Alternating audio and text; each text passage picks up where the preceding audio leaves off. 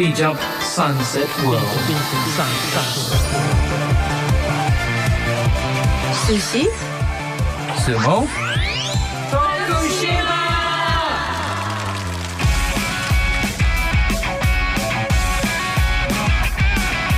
この番組は地域密着型のボランティア活動を徳島で行っている国際ワークキャンプのメンバーがお届けする30分です。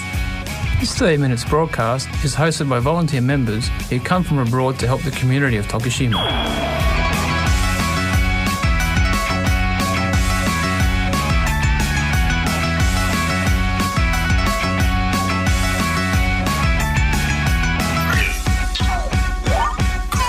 Hello, good evening everyone. We're your hosts from this evening. Hi, I'm Jimena from Costa Rica.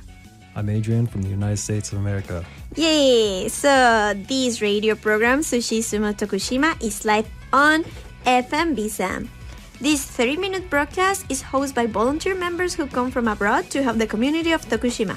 Popular images of Japan, sushi and sumo? Yes, but we would like people around the world not only know those images, but more things about Japan. We share the news from Japan and information about Tokushima, a place that welcomes foreigners from all over the world. No one knows what language will be spoken or what kind of topics we will bring up, so don't miss it. Sushi, Sumo, Tokushima. So, today we have a really special guest, Adrian from the United States of America, right? What's up? Nice, Adrian. So, Adrian, tell us a little bit about yourself. Like, why are you here in Japan? I'm here just to enjoy Japan. Nice. Eat a lot of food, meet new people. Yeah. That's really nice. And is it your first time in Japan or you've been here already? This is my second time here. I came here last year. And where would you stay last year in Japan? Last year I lived in Tokyo for 6 months. You live in Tokyo for 6 months? Like you were studying or? Yeah, I was a student at a university called ICU, International Christian University, Mitaka, Tokyo. And yeah, I was there for 6 months. So you were learning Japanese there? Yeah, I studied Japanese along with other linguistic classes. Oh, that's really nice. That's really nice. And you only stayed in Tokyo or have you visited other places of Japan? Primarily, I was in Tokyo. I did travel a little bit. I went to Iwate, which is up in Tohoku, went to Morioka, and went to Osaka. This year I went to Osaka and Morioka again, and I wanted to see more of Japan. Unfortunately, I didn't get to go to Hokkaido, but I did get to go to Shikoku. Yay. I want to go to Kyushu, so I'm trying to do the whole of Japan. Yeah, that will be really cool. Definitely. So, for how long have you been here in Tokushima? I've been here for like 3 days, 4 days. Yeah. I don't really remember. So, and what are you doing here in Tokushima? I'm taking a lot of naps. Yeah, definitely, especially with this weather. Yeah. I did go to the beach, which was my first like real beach experience in Japan, which was lovely. I went to the beach up in Iwate during last winter. And you don't want to go to the beach in the winter. So, No. So that was absolutely amazing.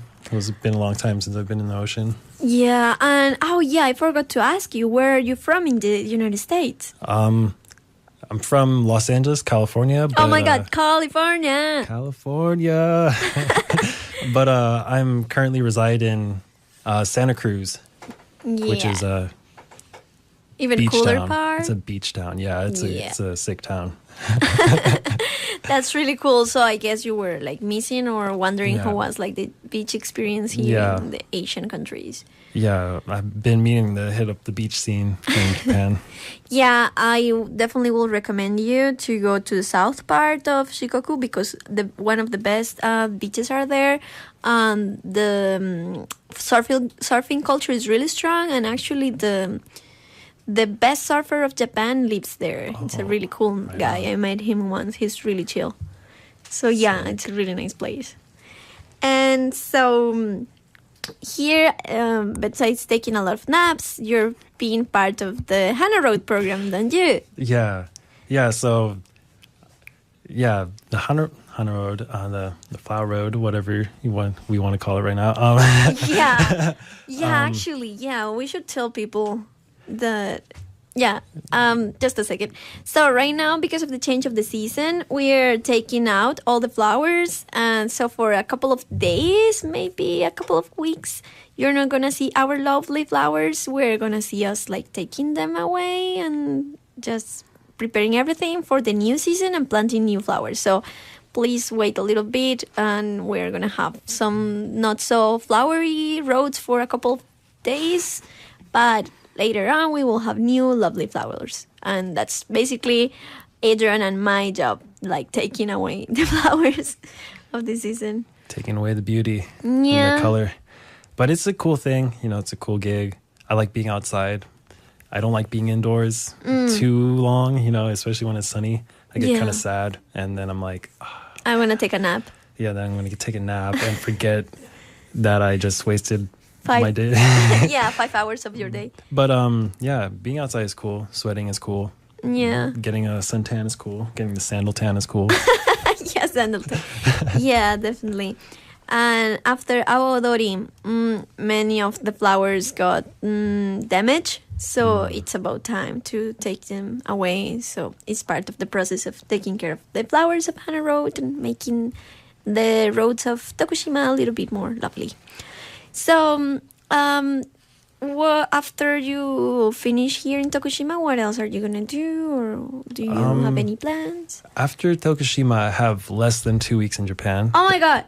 So that's kind of a bummer. Yeah. But I think I will go to Kyoto and explore a little bit. Yeah. Just walk until my feet are too sore to walk.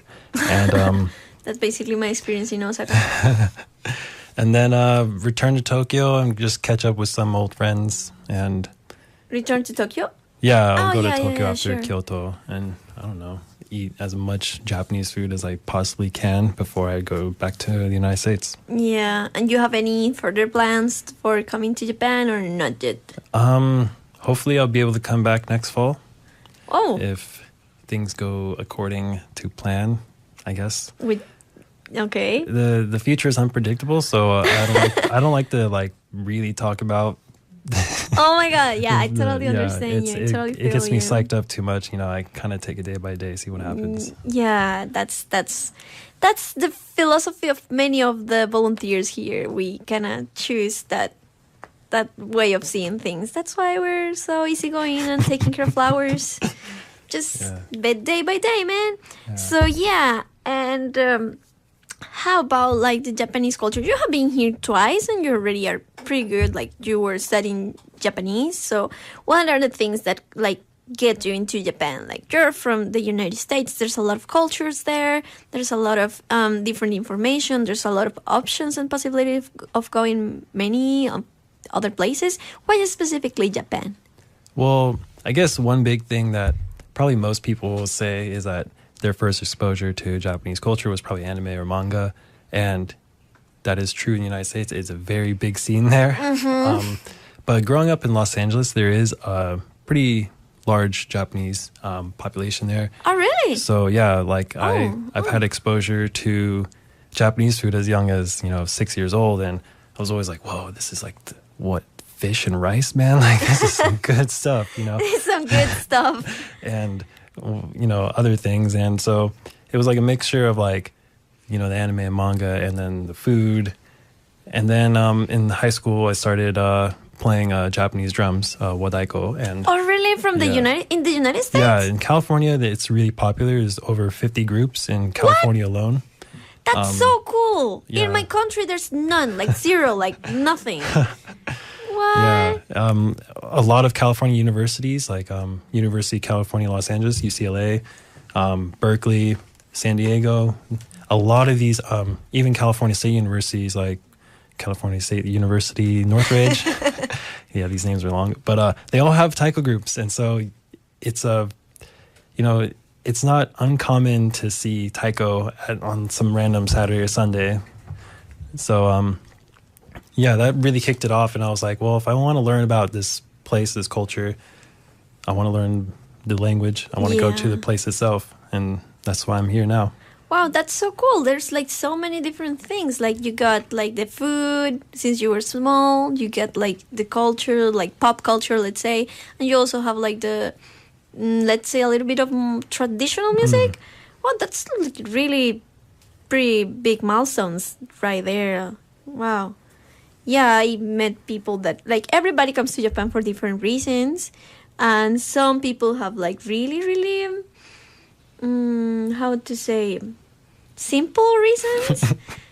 All of the reasons are valid. Don't laugh at it. Like, man, like playing drums, that's a good reason to come to the other side of the world and learning kanji and everything. Definitely. But yeah, and so for the time you've been here, like the expectation or the idea you have of Japan and the reality, how did they meet? Like, how do you feel about it? You know, I usually don't keep expectations in mind. I usually go to places, and even like for university, I was like, I'm not gonna think about it. I'm just gonna go see what happens. And the same thing happened with Japan. I was like, okay, let's see what happens. And you know, it's actually been pretty cool. I was even more blown away by the food. Oh my god! Yeah, I was it's so like, different. I thought I knew what it was, but no, I didn't. So yeah. I don't know, many things. Yeah, definitely. Food is one of the things that I still like. Even the bento in the company, for me, it's like amazing. So now we would like to play one song, and after that we will come back and talk a little bit more, guys. Sushi, Sumo, Tokushima. Hello everybody, welcome back. And before we start with the usual program, we have something to say. So Adrian is going to help us a little bit with that. Tonight, typhoon number 20 is coming in to Tokushima from this evening to tomorrow's dawn.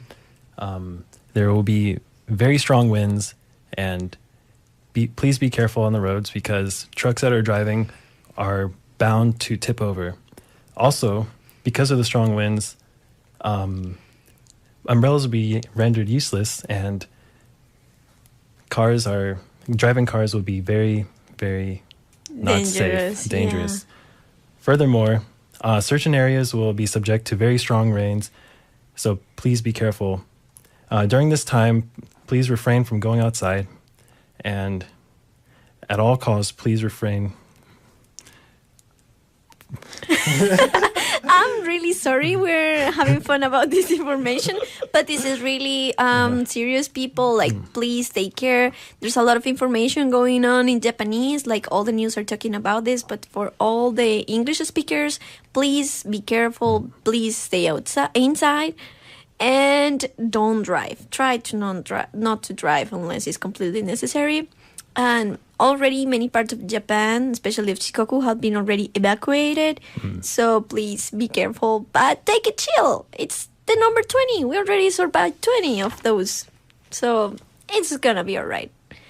And so talking about that, like I was talking with Adrian that like in my country, we don't call them typhoons because typhoon is only for Asia. We call them like storms. And they are quite common in my country. They usually happen once per year and just everything floats. That's it. This year it was a little bit more complicated because actually people died. Usually people don't die in this kind of situations, just maybe we have problems with the harvest or something like that. But in this year a baby drowned, and it was like super sad, and it was like nation, how do you call it when the nation goes like sad? And like, I'm sorry, I'm a loss of the words. And like the flag goes down to the half mast. Yeah, something like that. Nations was at a grievance. Something like that. Yeah, it was like really sad because that usually doesn't happen. But in Japan, like I think that lately or coming the last years. Like the typhoons have been more often and often, right? Because actually I was talking with a lady that she told me that when she was a small girl, it was not as often as it's been right now. But I think like everything's changing. And how about Santa Cruz? Like, I don't think you have typhoons there. We don't get typhoons on the west coast. On the east coast and the southeast coast, definitely like Florida, Louisiana, Texas, they get hit by hurricanes. We don't call them typhoons, we call them hurricanes. It's the same storm though. It's the same exact thing.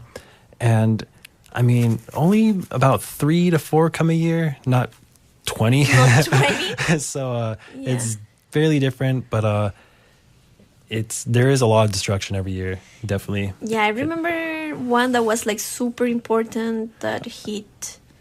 Was it maybe Hurricane Katrina or something? Yeah, Katrina. Yeah, it 2005. was that was really it was bad. The worst one in U.S. history. That was a mess of a storm. Yeah, literally. Definitely.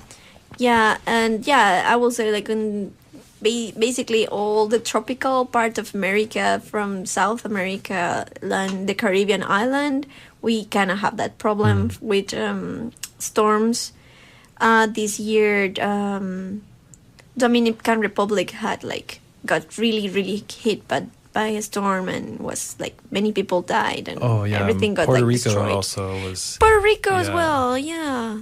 Even though it's U.S. territory, they're still really lacking of aid, and it's been a struggle for them. Yeah, definitely. Yeah, because actually what I heard from the speaker from Puerto Rico was that they didn't even... They knew from the beginning that the structures will just not stand anything, so they will just avoid as much as...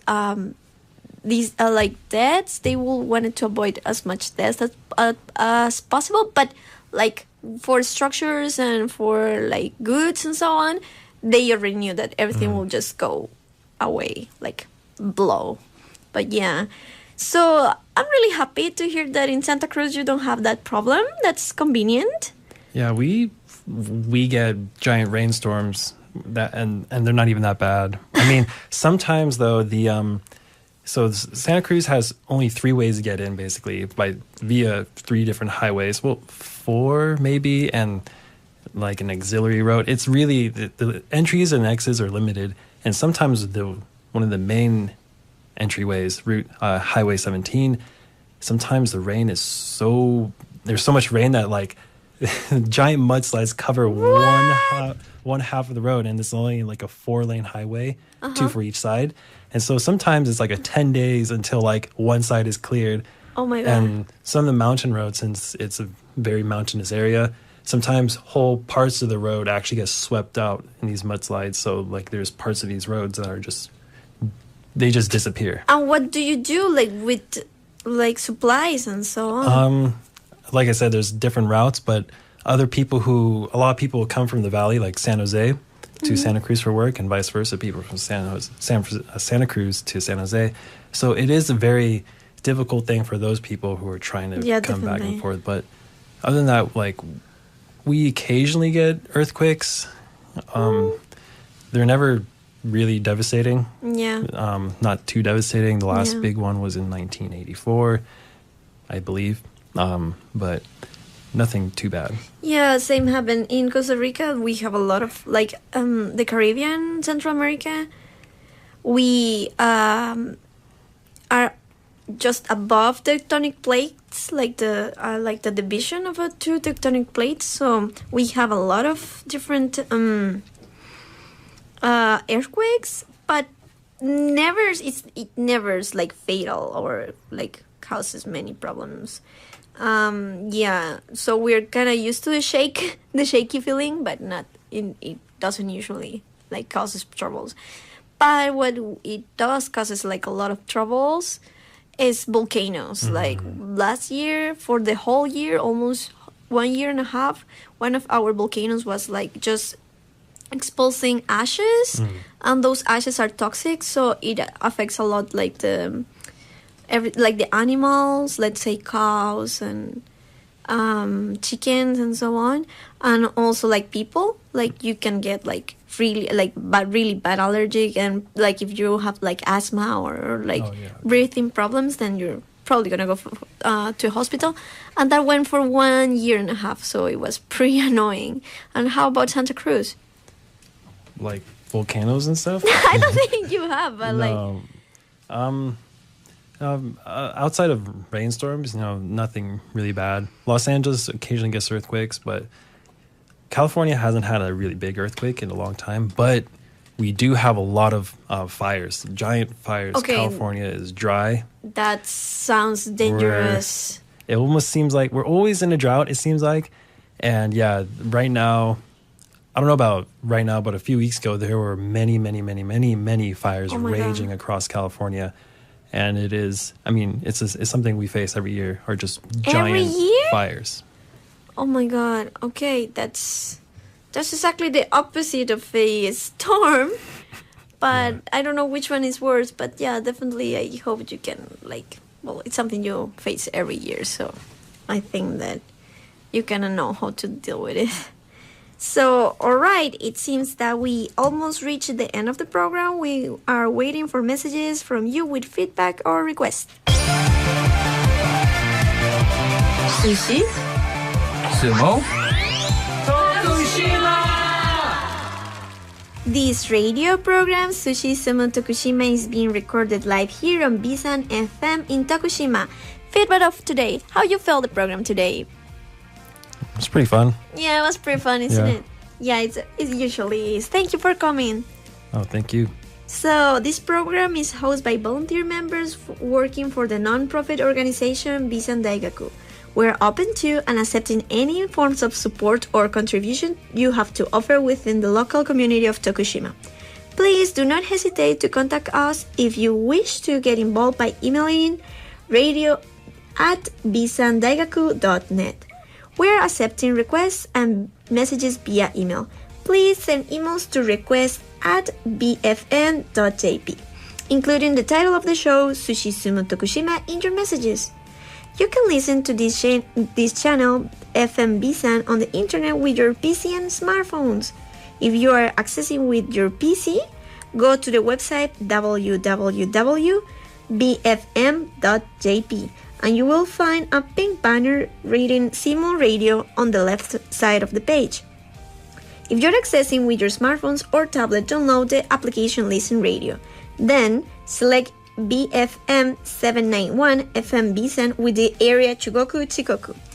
If you're listening to this radio in an area that has a weak radio wave, don't worry.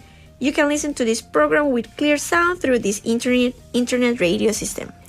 So, no one knows what language will be spoken or what kind of topics we will bring up next Thursday. So, please listen to us on next Thursday and see you. Bye-bye. Peace.